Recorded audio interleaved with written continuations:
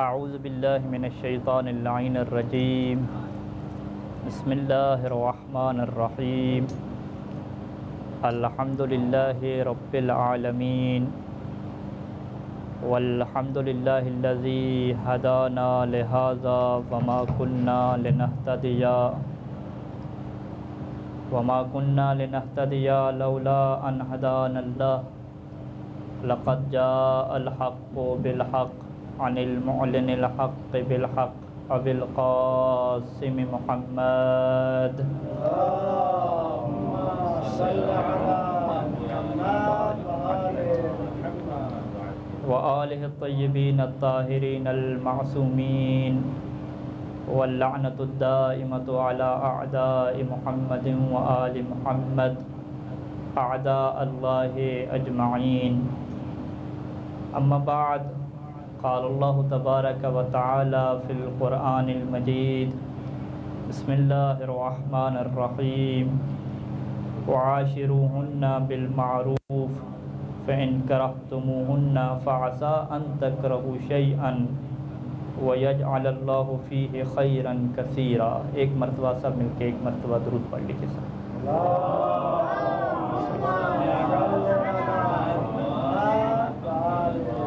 سمجھ رہی ہے کہ میں نے شوہر کی توہین کر دی، اسے میں نے تکلیف دی، اس کا دل دکھایا. کام بڑا چھوٹا سا ہے، لیکن اس کی سزا کیا اللہ نے رکھی ہے کہ اللہ تعالیٰ پھر اس کی نماز کو اور اس کے عمل میں سے کسی بھی نیکی کو قبول نہیں کرے گا. حتیٰ تعینہ و ترضیہ، یہاں تک کہ وہ اپنے شوہر کو راضی کر لے اور اس سے معافی مانگ لے. جب تک اپنے شوہر کو وہ راضی نہیں کرتی اور اپنے جملوں کے ذریعے سے شوہر کو تکلیف اور اس کا دل دکھا رہی ہے تو اللہ تعالیٰ ایسی خاتون کی نماز اور کسی نیکی کو قبول نہیں کرے گا. پھر اللہ کے رسول فرماتے ہیں کہ وَإِن صَامَتِ الدَّهْرَ وَقَامَتْ وَأَعْتَقَتِ الرِّقَابَ وَأَنفَقَتِ الْأَمْوَالَ فِي سَبِيلِ اللَّهِ. اگرچہ اس کی نیکی کی یہ حالت ہو کہ صامت الدہرہ، پوری زندگی روزے رکھنے والی ہو. یہ جو صوم الدہر کہتے ہیں کہ عیدین کے روزے کو نکال کے پوری زندگی روزے رکھنا. وقامت، اور راتوں کو قیام کرنے والی ہو عبادت میں. وعتقت الرقابہ، غلاموں کو آزاد کرنے والی ہو. وانفقت الاموال فی سبیل اللہ، اللہ کے راستے میں اپنے سارے مال کو بھی دے دے. اتنے بڑے کام کر کے نیکیوں کے پھر بھی اللہ اس کی نیکی کو قبول نہیں کرے گا. وکانت اول من طارد النار، اور یہ وہ پہلی خاتون ہوگی کہ جسے جہنم میں سب سے پہلے پیش کیا جائے گا. یعنی ہماری فقہ میں بہت سارے ایسی گناہوں کا ذکر ہوتا ہے کہ جو گناہ بظاہراً چھوٹے لگتے ہیں لیکن اس کا نتیجہ جہنم ہوتا ہے. جس طریقے سے باب الخمس کی پہلی روایت ہے کہ جب راوی نے آ کے امام سے پوچھا کہ وہ چھوٹے سے چھوٹا کام ایسا بتائیں کہ جس کی وجہ سے جہنم انسان کے اوپر آ جاتی ہو. فرمایا کہ من اکل درہما من مال یتیم، جو یتیم کے مال سے ایک درہم کھائے، یہ ایسا گناہ ہے کہ جہنم آ جاتی ہے. پھر فرمایا کہ وہ یتیم نحن آل البیت، ہم اہل بیت وہ یتیم ہیں.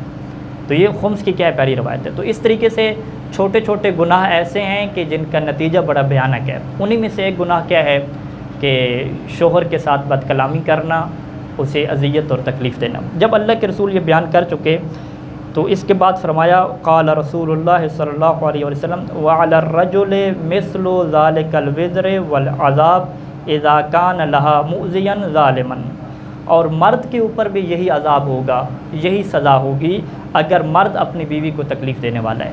یعنی بالکل یہاں پہ اللہ کے رسول نے حساب برابر رکھا کہ اگر مرد جو ہے وہ بد اخلاقی کرتا ہے تو بھی اس کی عبادات قبول نہیں ہیں، اور اگر خاتون بد اخلاقی کرتی ہے تو بھی اس کی عبادات قبول نہیں ہیں. اگر چاہتے ہیں کہ عبادت قبول ہو تو جس طریقے سے خاتون اپنے شوہر کو راضی کرتی ہے اور معذرت کرتی ہے تب جا کے اس کے اعمال قبول ہوتے ہیں، اسی طریقے سے شوہر کو بھی اپنی بیوی سے معذرت کرنی ہوگی تب جا کے اس کے اعمال قبول ہوں گے.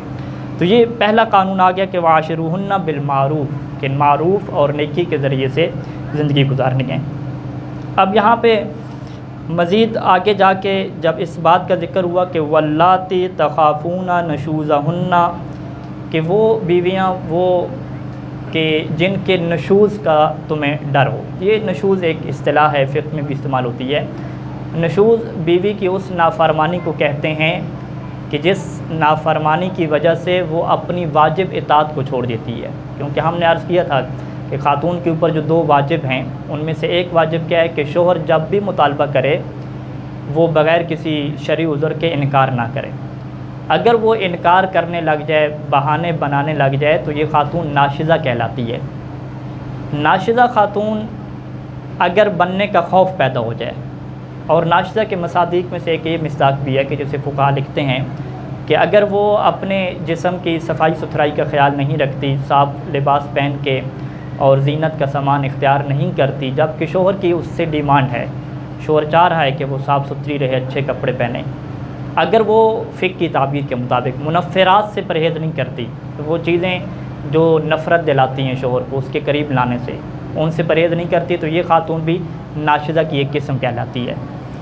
تو قرآن کی آیت یوں شروع ہوتی ہے کہ اگر بیویاں ایسی ہوں کہ اب تمہیں خوف پیدا ہو جائے کہ یہ ناشزہ بن جائیں گی، یعنی مسلسل بہانے ہو رہے ہیں یا زیادہ تر بہانے ہو رہے ہیں، اب ایک خوف پیدا ہو گیا کہ یہ خاتون کیا ہے، ناشزہ بن رہی ہے، شوہر کی جو اس کے اوپر اطاعت واجب ہے اس کو ترک کر رہی ہے۔ اب قرآن مجید نے بھی یہاں پہ اس بات کی اجازت نہیں دی کہ آپ اس کی سرزنش کریں، بلکہ اس کے بھی رائے حل دیے۔ پہلا رائے حل کیا دیا کہ فاعظوہن، تمہاری ذمہ داری ہے کہ تم اسے نصیحت کرو گے، یہ نہیں کہا کہ تم اسے تنبیہ کرو گے، اس کی سرزنش کرو گے۔ یعنی جب خاتون نافرمان نہیں تھی تب بھی حکم تھا کہ تم اس کے ساتھ بد اخلاقی نہیں کر سکتے، اس کا احترام کرنا تمہارے اوپر واجب ہے۔ اور جب حالات یہ بنے کہ اب یہ ڈر پیدا ہو گیا کہ ہو سکتا ہے کہ خاتون نافرمان بن جائے، ناشزہ بن جائے، پھر بھی اللہ نے اجازت نہیں دی کہ تم اس کی سرزنش کرو، اس کی تنبیہ کرو۔ لفظ تنبیہ بھی استعمال نہیں ہوا، ٹھیک ہے، بلکہ لفظ کیا استعمال ہوا، فاعظوہن، جس کا مطلب کیا ہے، نصیحت کرنا، کہ تمہارا پہلا کام کیا ہے، نصیحت سے کام کرنا۔ اور ہم جانتے ہیں کہ وعظ اور نصیحت میں اگلے کی توہین نہیں ہوتی، اگر اگلے کی توہین ہو جائے تو اس کے لیے جو عربی کے الفاظ استعمال ہوتے ہیں، لفظ تنبیہ استعمال ہوتا ہے، دیگر الفاظ استعمال ہوتے ہیں۔ تو یہ پہلے نمبر پہ آ گیا کہ تم اس سے کیا کرو گے، وعظ کرو گے۔ اب اگر وعظ اور نصیحت کا اثر نہیں ہوا تو پھر بھی قرآن نے اجازت نہیں دی کہ تم اسے مارو یا کچھ کرو، بلکہ فرمایا کہ وَاهْجُرُوهُنَّ فِي الْمَضَاجِعِ، دوسرے قدم پہ تم نے یہ کرنا ہے کہ اپنے بستر کو الگ کر لینا ہے۔ اور یہ تبھی ہو سکتا ہے کہ جب پہلے یہ خاتون کے ساتھ ایک ہی بستر پہ سوتا ہو۔ یعنی اسی آیت کے ذریعے سے فقہا نے لکھا کہ میاں بیوی کے درمیان جو بنیادی واجبات میں سے ہے کہ ان کا ایک ساتھ سونا، اگرچہ ہم بستری نہ بھی ہو، اگرچہ شرعی حقوق ادا نہ بھی کریں۔ اور یہاں پہ روایت ہے امام علیہ السلام سے، ایک مرتبہ درود پڑھ لیں سارے مل کے،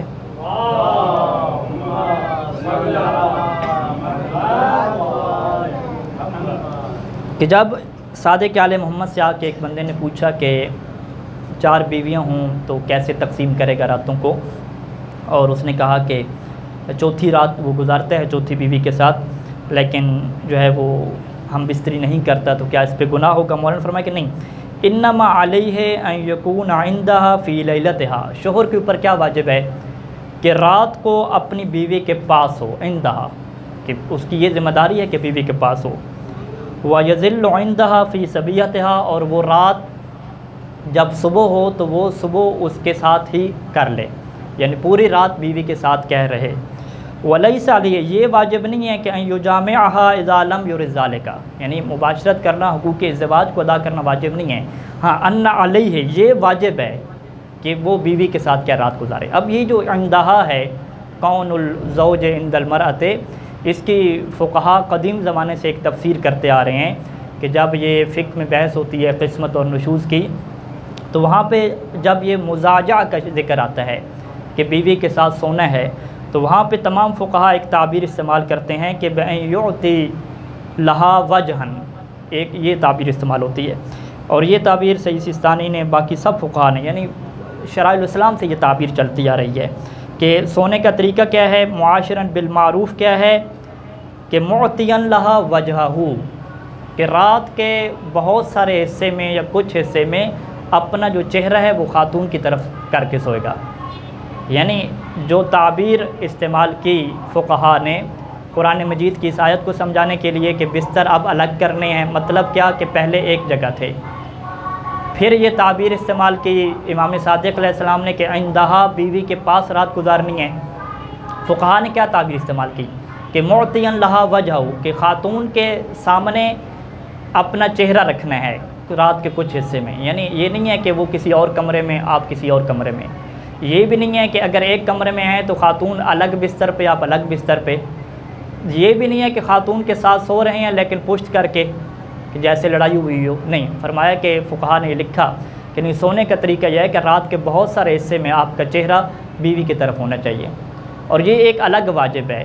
جس کی 4 بیویاں ہیں اس کے لیے تو چاروں راتیں اس طریقے سے ہوں گی، اور جس کی 4 بیویاں نہیں ہیں، ایک بیوی ہے، وہاں پہ فقہا کا یہ نظریہ ہے کہ 4 راتوں میں سے ایک رات اس کے اوپر واجب ہوتا ہے کہ بیوی کے ساتھ اس طریقے سے رہے۔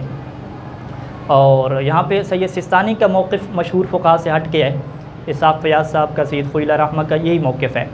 سید سستانی فرماتے ہیں کہ اگر اس کی ایک بیوی ہے تو پھر اس کے اوپر یہ واجب نہیں ہے، احتیاط مستحب ہے، احتیاط مستحب ہے کہ بیوی کے ساتھ سوئے، واجب نہیں، اگرچہ احتیاط مستحب ہے۔ اور پھر فرمایا کہ سونے کا طریقہ احتیاط واجب کے طور پہ وہی ہے کہ جو فقہا نے ذکر کیا ہے کہ اپنا چہرہ رات کے کچھ حصے میں اس کی طرف رکھنا ہے۔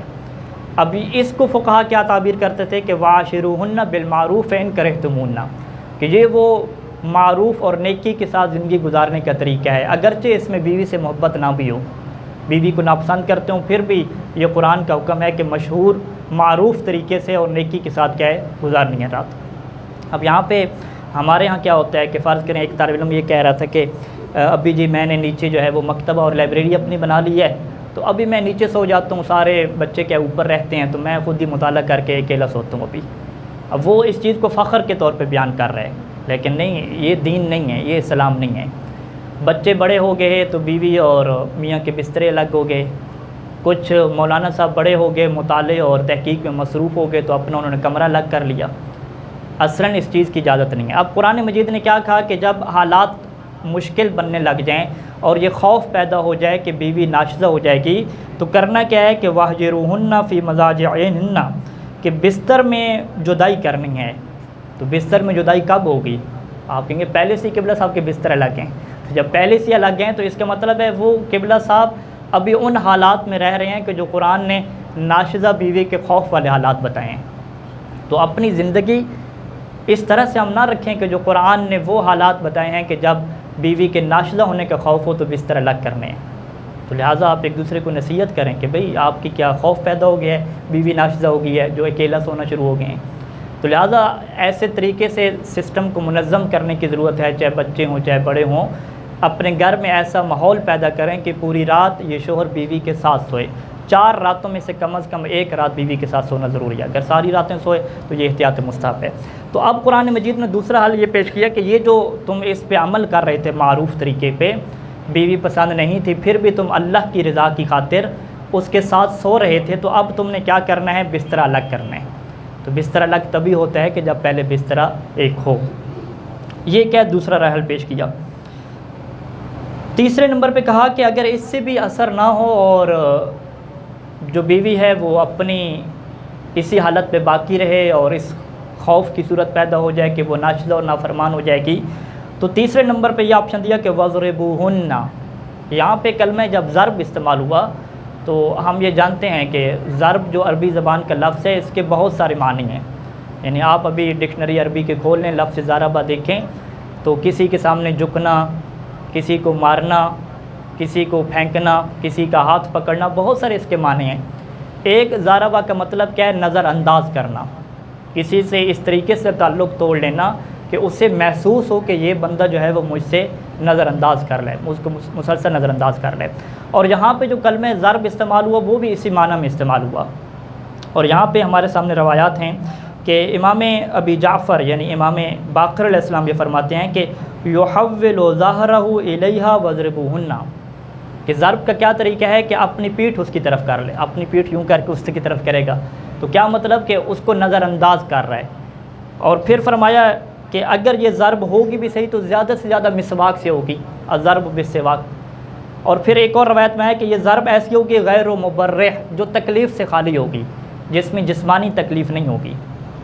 جسمانی تکلیف کے بغیر خاتون کے جسم کے اوپر ضرب لگا کے اپنی پیٹھ اس کی طرف کر کے اسے متوجہ کرنا ہے کہ میں جو ہے وہ تمہیں نظر انداز کر رہا ہوں، میں تم سے جو ہے وہ تعلق توڑ رہا ہوں. یہ سارے کے سارے طریقے کیا ہیں؟ طلاق سے پہلے کے ہیں. یہاں پہ مارنے کی اجازت پھر بھی نہیں ہے.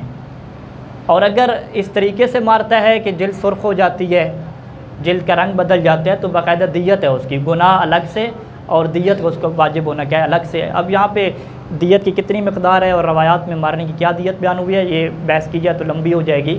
تو اس موضوع کو آج کیا ہے مکمل کرنا ہے. ایک مرتبہ درود سارے مل کے پڑھ لیں.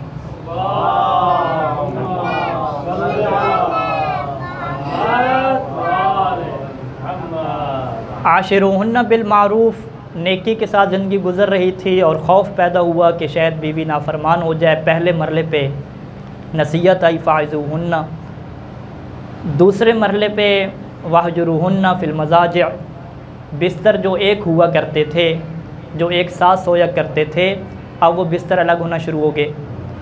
تیسرے نمبر پہ اب نظر انداز کرنا بھی شروع کر دیا. اور اس کے میں اگر ضرب کی ضرورت پڑی تو ایسی ضرب کہ جو تکلیف سے خالی تھی، وہ ضرب خاتون کو ماری کہ جس میں اسے تکلیف نہ ہو، فقط اسے احساس ہو کہ میرا شوہر مجھ سے نظریں چرا رہا ہے اور مجھ سے تعلق توڑ رہا ہے. اچھا، ان طریقوں کے بعد جو ہے وہ اگر حالات ٹھیک ہو جائیں تو ٹھیک، وگرنہ اگر حالات ٹھیک نہ ہوں تو پھر سورہ طلاق میں جو ہے وہ اس چیز کو کیا بیان کیا گیا. پہلے مرحلے پہ حکم کی ایک آیت ہے کہ بیوی کی طرف سے ایک بندہ ہوگا، ایک شوہر کی طرف سے ہوگا، جو ان کے حالات کو آپس میں بہتر کریں گے، نصیحت کریں گے. پھر بھی حالات حل نہیں ہوتے تو پھر طلاق کا مرحلہ آتا ہے. اب دیکھیں طلاق کے مرحلے میں قرآن کا اور اسلام کا آپ اصول دیکھیے گا، آپ حیران ہوں گے کہ کیا اصول ہے. سورہ طلاق میں ارشاد ہوا کہ اذا طلقتم النساء، کہ اگر خواتین کو، بیویوں کو طلاق دینا بھی پڑ جائے، فطلقوہن لعدتہن، تو طلاق دینا عدت والی، یعنی جس میں رجوع ہو سکے. واحصوا العدۃ، اور پھر عدت کو پورا کرنا. واتقوا اللہ ربکم، اور مکمل تقوی کو اختیار کرنا. تقوی کے اختیار کرنے کا کیا مطلب ہوتا ہے کہ جس میں انسان ذاتی نفرت، ذاتی جو انتقام ہوتا ہے اس کو دبا لے. ٹھیک ہے، یعنی ظاہری بات ہے اگر ایک خاتون نافرمانی کر رہی ہے تو شوہر کو غصہ تو آئے گا. تقوی کیا ہے کہ انسان اپنی نفرت کو، غصے کو دبا لے اور اخلاق اچھا رکھے. کیونکہ یہ مسئلہ جو ہے وہ بیوی سے نفرت یا محبت کا مسئلہ نہیں ہے، یہ مسئلہ ہے اللہ سے محبت کا. اور قرآن مجید نے صاحبان ایمان کے بارے میں ایک نشانی بتائی کہ والذین اشد حبا للہ، والذین آمنوا اشد حبا للہ، کہ صاحبان ایمان اللہ سے سب سے شدید اور سب سے بڑھ کے محبت کرتے ہیں. تو دنیا کی محبت اور نفرت بعد میں رہ جاتی ہے. کسی انسان سے محبت یہ بات کی ہے، پہلی محبت جو انسان کی ہونی چاہیے وہ اللہ سے ہونی چاہیے. انسان یہ نہ دیکھے کہ خاتون مجھ سے محبت کرتی ہے یا نہیں کرتی، میری اطاعت کرتی ہے یا نہیں کرتی. اللہ سے محبت کا تقاضا یہ ہے کہ قرآن میں جو اللہ نے احکام جاری کیے ہیں میں اس کے اوپر عمل کروں گا. میں نے اللہ کو جواب دینا ہے. دنیا میں بھی اکیلا آیا ہوں، دنیا سے جانا بھی اکیلا ہے، میرا تعلق سارا اللہ کے ساتھ جڑا ہوا ہے. یہ دنیا، مولا علی کی طلاق یافتہ دنیا، اس سے میرا کیا لینا دینا. یہ دنیا جو مومن کے لیے ایک جیل کی حیثیت رکھتی ہے، اس سے میرا کیا لینا دینا. اہل بیت اور ائمہ کی ساری زندگی ایسے دیکھ لیں. ضروری نہیں تھا کہ اللہ کے رسول کو وہی بیویاں ملیں جو ان کا احترام کرتی ہوں، جو ان سے محبت کرتی ہوں. اذیت دینے والی بیویاں ملیں. اور روایات آپ کے سامنے عرض کر چکے ہیں کہ شوہر کے لیے جو معاف کرنے کا ایک درجہ رکھا گیا ہے کہ اس کا امتحان ہے کہ وہ معاف کرتا جائے، بخشش اور اس کی طرف سے عطا ہو، معافی ہو، تاکہ یہ محسن بن جائے، احسان کرنے والا بن جائے اور اس کے درجات بلند ہو جائیں. تو جب طلاق کا مسئلہ آیا تو کہا کہ طلاق عدت والی دینی ہے اور اللہ کے تقوی کو رکھنا ہے. اور لا تخرجوہن من بیوتہن، طلاق دینے کے بعد ان کو اپنے گھر سے نہیں نکالنا، منع کر دیا. ولا یخرجن، اور ان کو بھی منع کر دیا کہ طلاق لینے کے بعد تم بھی گھر سے نہیں نکلو گی. یہ دنیا میں اسلام کی طلاق ہے کہ جس میں بیوی کو طلاق دی جاتی ہے تو وہ شوہر کے گھر میں رہتی ہے. اور پھر فرمایا کہ اسکنوہن من حیث سکنتم من وجدکم، انہیں وہ والی رہائش دینی ہے کہ جس رہائش میں تم خود رہتے ہو. جس جگہ پہ، جس گھر میں، جس اچھی جگہ پہ تم رہتے ہو، اپنی طلاق یافتہ بیوی کو بھی وہی جگہ رہائش کے لیے دینی ہے. یہ نہیں ہے کہ آپ اسے کسی ایسے کمرے میں ڈال دیں، ایسے گھر میں ڈال دیں، کیوں جی اسے طلاق دے دی ہے، نہیں، قرآن نے حکم دیا کہ وَاسْكِنُوهُنَّ مِنْ حَيْثُ سَكَنْتُم مِّن وُجْدِكُمْ، جہاں تم رہتے ہو اسی جگہ پہ اسی بیوی کو رکھنا ہے۔ پھر کیا فرمایا، وَلَا تُضَارُّوهُنَّ لِتُضَيِّقُوا عَلَيْهِنَّ، ضرر اور نقصان نہیں پہنچانا، بیوی کے اوپر تنگی نہیں کرنی کہ آپ یہ طلاق یافتہ ہے تو ہم اسے سارے کام کروائیں، اسے اذیت دیں، تکلیف دیں، اسے سنائیں، پھر بھی زبان سے توہین کرنے کا حق قرآن مجید نے نہیں دیا۔ یعنی بیوی ناشزہ ہو چکی، ناشزہ کے بعد طلاق ہو چکی، طلاق کے بعد میں بھی شوہر کے گھر میں رہ رہی ہے، شوہر کے اوپر واجب ہے کہ اس کو نان و نفقہ دے، اس کو گھر دے، اور اس کی توہین نہیں کر سکتا، اسے نقصان نہیں پہنچا سکتا، اس کی اذیت نہیں کر سکتا۔ اور پھر فرمایا کہ وَإِن كُنَّ أُولَاتِ حَمْلٍ، اگر یہ بیوی ایسی ہو کہ جو حمل والی ہے، حاملہ خاتون کی طلاق ہو جاتی ہے ہماری فقہ میں، فقط یہ کہ عدت اس کی کب ختم ہوتی ہے، جب واضح حمل ہوگا۔ اگر حمل والی ہے تو فَانْفِقُوهُنَّ عَلَيْهِنَّ حَتَّى يَضَعْنَ حَمْلُهُنَّ، تو حمل کے دوران جتنا بھی خرچہ ہوگا وہ سارے کے سارے اس کے اوپر واجب ہے، یہ سارے کے سارے خرچہ اٹھائے گا۔ اور حتیٰ یضعن حملہن، یہاں تک کہ وہ بچہ پیدا نہ کر لے، اور جب بچہ پیدا ہو جائے تو بچہ تو شوہر کا ہے۔ قرآن نے یہ فرمایا کہ فإن ارضعن لکم، اگر وہ تمہارے لیے دودھ پلائیں بچے کو، فآتوہن اجورہن، تو پھر اس دودھ پلانے کی اجرت بھی تمہیں دینی ہوگی۔ یعنی یہ دیکھیں، آپ کہیں گے کہ یہ کیا طلاق یافتہ یہ بیوی کے سٹینڈر ہیں، یہ طلاق یافتہ بیوی کے احترام ہے کہ ایک تو اسے جو ہے وہ رہائش دی جا رہی ہے، اسے سارا خرچہ دیا جا رہا ہے، پھر بچے پیدا ہو گئے تو وہ دودھ پلا رہی ہے، اس کے الگ سے پیسے دیے جا رہے ہیں۔ یہ کیا سسٹم ہے؟ یہ قرآن کا اصول ہے، یہ خاتون کا عزت اور احترام ہے قرآن کی نگاہ میں۔ وَأَتَمِرُوا بَيْنَكُمْ بِمَعْرُوفٍ، اور آپس میں تم معروف اور نیکی کے ذریعے سے ایک دوسرے سے مشورہ کر لو کہ بچہ کس کے پاس رہے گا، کس کے پاس نہیں رہے گا، اس میں بھی لڑائی جھگڑے کی اجازت قرآن نے نہیں دی۔ اور پھر فرمایا کہ اگر حالات ایسے بن جائیں کہ فَإِن تَعَاثَرْتُمْ فَسَتُرْضِعُ لَهُ أُخْرَىٰ، پہلی ذمہ داری یہ ہے کہ اس کی جو ماں ہے وہ بچے کو دودھ پلائے گی، تمہیں اجرت دینا پڑے گی اگر وہ مطالبہ کرتی ہے۔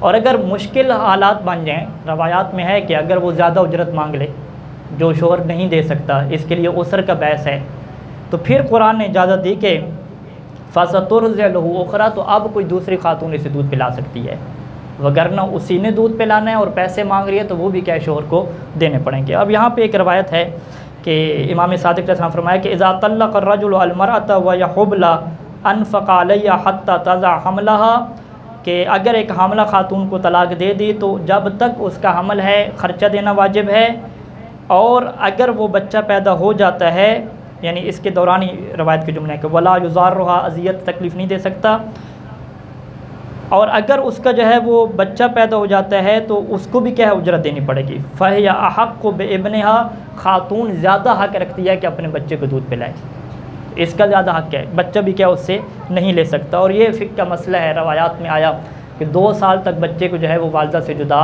نہیں کر سکتے، 2 سال کیونکہ دودھ کے زمانہ ہے، بچے کو دودھ پلانے کا زمانہ ہے تو جدا نہیں کر سکتے۔ اب یہاں پہ ہمارے سامنے قرآن مجید کے سنہری احکام، سنہری حروف اور خواتین کے ایسے حقوق آ گئے کہ جو ہمیں کسی بھی دین میں، کسی بھی معاشرے میں نہیں ملیں گے۔ اگر میں اس کو ایک دفعہ دہرا دیتا ہوں، ایک مرتبہ آپ درود پڑھ لیں سارے مل کے۔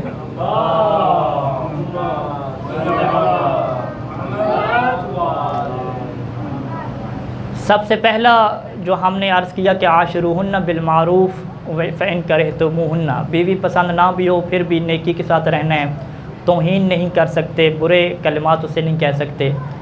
دوسرے نمبر پہ اگر وہ اطاعت نہیں کرتی، ناشزہ بن رہی ہے، تو وہاں پر بھی توہین کے کلمات کی اجازت نہیں ہے۔ پہلے مرحلے پہ فاعظوہن، نصیحت کا مرحلہ ہے، دوسرے مرحلے پہ جو بستر ایک ساتھ ہوتے تھے ان کو الگ کرنے کا مرحلہ ہے، اور تیسرے نمبر پہ وضربوہن، اس کو نظر انداز کرنے کا مرحلہ ہے، کہ جس کا ایک طریقہ کیا امام نے بتایا کہ پشت پھیر کر اسے ایک کہے ایسی ضرب لگانا کہ جو ضرب غیر مبرح ہو، جو جسم کو تکلیف دینے والی نہ ہو، تاکہ وہ متوجہ ہو جائے کہ شوہر مجھ سے تعلق توڑنے جا رہا ہے۔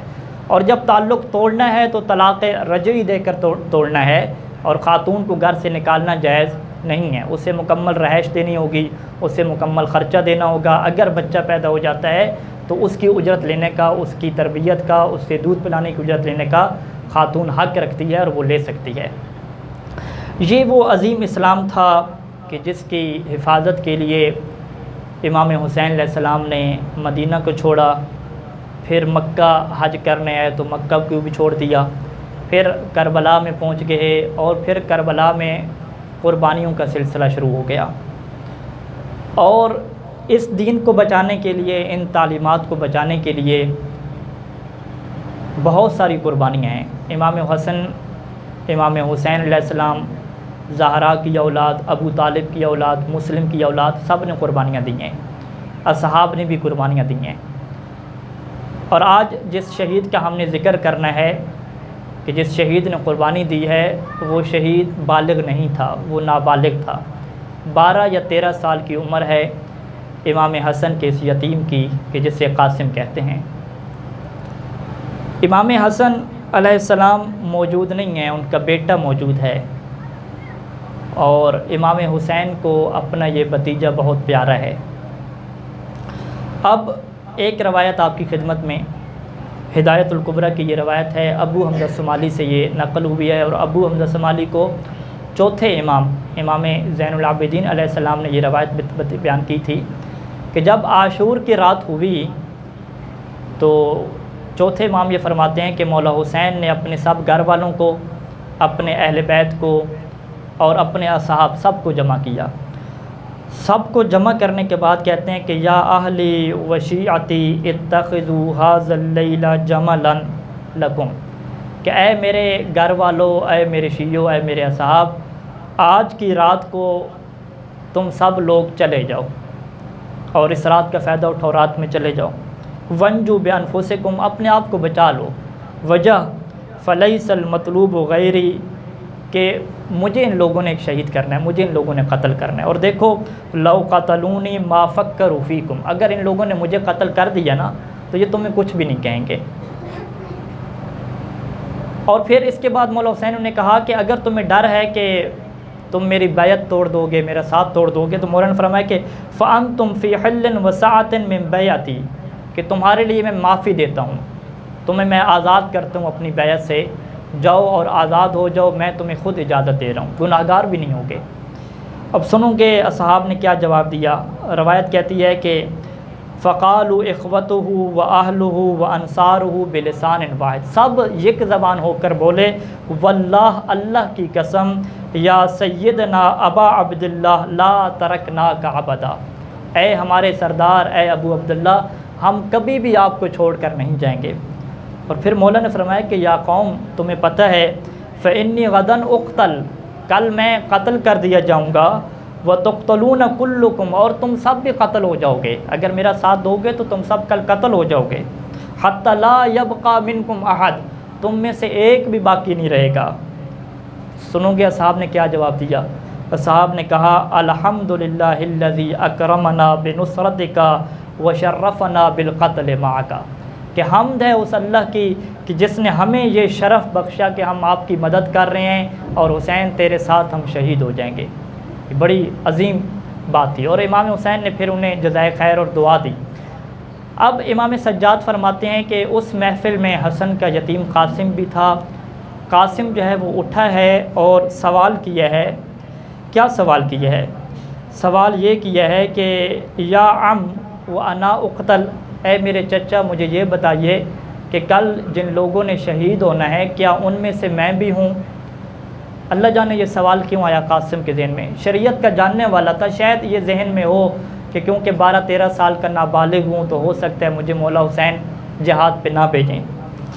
فاشفق علیہ، مولا حسین نے اس کے اوپر بڑی شفقت فرمائی، اور شفقت فرمانے کے بعد ایک سوال پوچھا ہے اپنے بھتیجے سے۔ فرمایا یبن اخی کیف الموت عندک، میرے بھتیجے ایک سوال کا جواب تو دو کہ موت تمہارے نزدیک کیسی ہے؟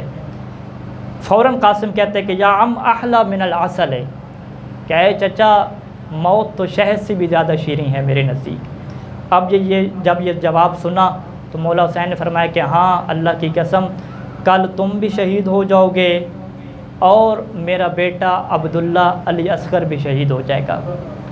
جب قاسم نے سنا کہ علی اصغر بھی شہید ہوگا، قاسم نے یہ نہیں پوچھا پلٹ کے کہ وہ کیسے شہید ہوگا، بلکہ سوال کیا کہ یا عم ویصلون الی النساء، اے چچا یہ بتائیے کہ کیا یہ لوگ خواتین تک بھی پہنچ جائیں گے، خیموں میں داخل ہو جائیں گے؟ میں کہوں گا قاسم آج یہ سوچ کہ تم نہیں برداشت کر سکے اور پوچھ لیا کہ یہ فوج اشقیا خیموں میں بھی آ جائے گی، کاش شام غریبہ تک رہتے اور دیکھتے کہ مولا سجاد کس طریقے سے دیکھتے رہے کہ وہ داخل ہوئے اور سکینہ کی چادر چھینتے رہے، لیکن مولا حسین دیکھتے رہے۔ پھر حسین نے بتایا کہ ہاں خیمے میں تو داخل نہیں ہوں گے، لیکن میں خود علی اصغر کو لے کر جاؤں گا، اور پھر پورا مقتل پڑا حسین نے، اور سارے لوگ گریہ کرنے لگے۔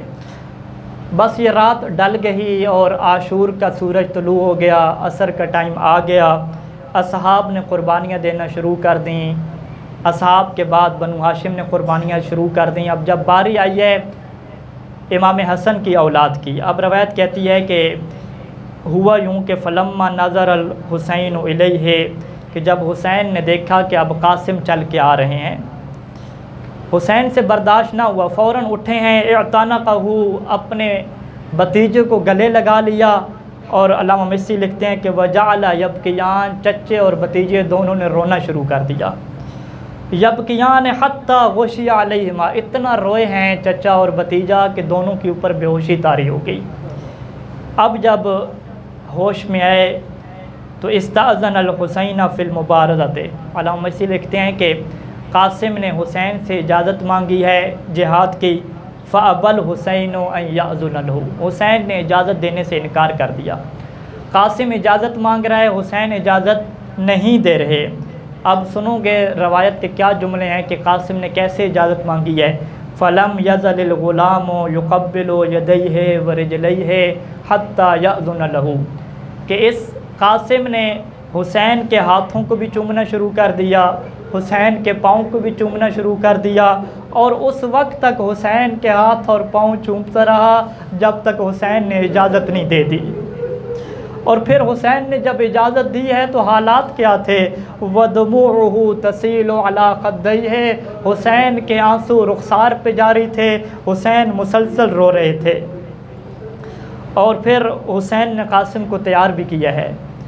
روایت یہ کہتی ہے کہ قاسم کو قریب بلایا، امامہ اس طریقے سے پہنایا جس طریقے سے میت کو امامہ پہناتے ہیں، اور جو قمیص پہنی ہوئی تھی اس کو درمیان سے چاک کر دیا۔ روایت کہتی ہے ثم البسہ ثیابہ بصورت الکفن، قاسم کو ایسے لباس پہنایا جیسے کفن پہنایا جاتا ہے، اور کفن پہنا کے تلوار لٹکا کے قاسم کو بھیج دیا جنگ کے لیے۔ اب حمید مسلم کی روایت ہے، وہ کہتی ہے کہ ہم نے ایک دفعہ دیکھا کہ خرج الینا غلام، کہ ایک کم سن لڑکا آ رہا ہے، کأن وجهه شقۃ قمر، اس کا چہرہ ایسے ہے جیسے چاند کا ٹکڑا ہو۔ میں کہوں گا جس کا چہرہ دشمن کی نگاہ میں چاند کا ٹکڑا ہو، اللہ جانے اس کی ماں کی نگاہ میں اس کا چہرہ کیسا ہوگا، حسین کی نگاہ میں، حسن کی نگاہ میں اس کا چہرہ کیسا ہوگا۔ بس روایت ختم ہو گئی۔ اب قاسم نے جنگ لڑی ہے تو ایک دشمن ہے ملعون، حتی ضرب رأسہ بالسیف، اس نے تلوار قاسم کے سر پہ ماری ہے اور قاسم کا سر شق ہو گیا۔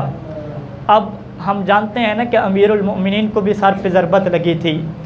میں کہوں گا اے امیر المؤمنین، حسن کے یتیم کو بھی ضربت سر پہ لگی ہے۔ فرق کیا ہے؟ روایت یہ کہتی ہے کہ جب حسن کے یتیم کو سر پہ ضربت لگی ہے تو اتنا تڑپا ہے حسن کا یتیم کہ پاؤں زمین کے اوپر ایسے مار رہا تھا کہ جیسے کسی حیوان کو ذبح کر دیا جائے تو وہ اپنی ٹانگوں کو حرکت دے رہا ہوتا۔ اور پھر تڑپتی ہوئی لاش پہ جب حسین پہنچا ہے تو بڑا درد بھرا بیان کیا ہے، کہتے ہیں عزم واللہ علی عمک ان تدعوہ فلا یجیبک، اے میرے بھتیجے، تیرے چچے پہ یہ وقت بہت مشکل ہے کہ تم چچا کو بلاتے رہے، چچا پہنچ نہ سکا، اور جب پہنچا ہے فلا ینفعک صوتہ، اب تم اتنے تڑپ رہے ہو کہ چچا کی آواز بھی تم تک نہیں پہنچ رہی۔ اور پھر جب قاسم کی شہادت ہو گئی تو روایت کہتی ہے کہ قاسم کو اٹھا کر حسین لائے ہیں خیمہ کا۔ اٹھانے کا منظر کیا ہے؟ یہ بھی حمید بن مسلم کی روایت ہے کہ قاسم کو ایسے اٹھایا ہے کہ فوضع صدرہ علی صدرہ، کہ قاسم کے سینے کو اپنے سینے سے لگایا، لیکن حسین قاسم کو پورا نہیں اٹھا سکا۔ حمید کہتے ہیں فَكَأَنِّي أَنظُرُ إِلَىٰ رِجْلَيْ الْغُلَامِ، میں دیکھ رہا تھا کہ لڑکے کے جو قدم تھے زمین کے اوپر کھنچتے جا رہے تھے۔ بڑی مشکل سے حسین قاسم کے لاشے کو اٹھا کے لایا ہے، اور جب خیموں میں لایا ہے تو بیویوں کا گریہ بلند ہو گیا۔ میں کہوں گا اے حسن کے یتیم، تمہاری قسمت، تمہاری بڑی اچھی قسمت، حسین اٹھا کے لائے، بیویاں گریہ کرنے والی ہیں۔ کاش کچھ دیر تم رک جاتے کہ جب حسین کو شہید کر دیا گیا تو حسین کے لاشے کو اٹھا کے لانے والا کوئی نہ تھا، بلکہ حسین کے لاشے پہ گھوڑے دوڑا دیے گئے، حسین کے لاشے پہ رونے کی اجازت بھی نہ مل سکی۔ وَلَعْنَةُ اللَّهِ عَلَىٰ قَاتِلِ الْحُسَيْنِ۔ اللهم صل على محمد وآل محمد، اللهم بحق فاطمة وأبيها وبعلها وبنيها وسر المستودع فيها، یا اللہ بحق محمد وآل طاہرین ہماری اس عبادت کو اپنی بارگاہ میں قبول فرما، حاضرین مجلس کے مرحومین کے گناہ معاف فرما، ہم سب کے مرحومین کے گناہ معاف فرما، ہمارے والدین کے صغیرہ و کبیرہ گناہ معاف فرما، ہمیں علم اور عمل صالح کی نعمت عطا فرما، ہمارے وقت کے امام کا جلد از جلد ظہور فرما، یا اللہ بحق محمد وآل محمد ہم سب کا خاتمہ بالخیر فرما۔ اللہم صل علی محمد وآل محمد، صلو علی محمد وآل محمد۔